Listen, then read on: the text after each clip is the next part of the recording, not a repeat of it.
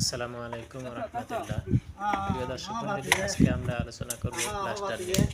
Plaster করার আগে ওয়াল সুন্দর মতো ভিজিয়ে নিতে হবে এবং প্লাস্টারের বালি চালুনি দিয়ে ছেলে নিতে হবে যেন কোনো ময়লা না থাকে। এরপর ওয়ালে সিমেন্টের গ্রাউটিং দিয়ে প্লাস্টারের বালি ওয়ালে ধরাতে হবে।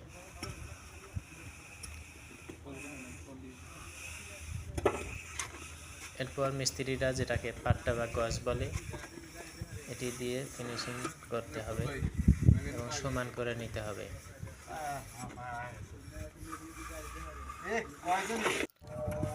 এরপর উষা দিয়ে ঘষা শেষ হলে ফিনিশিং পর্যায়ে ফর্ম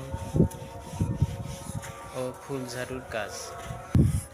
ফর্ম ফুল ঝাড়ু করলে প্লাস্টারে ফিনিশিং আরো সুন্দর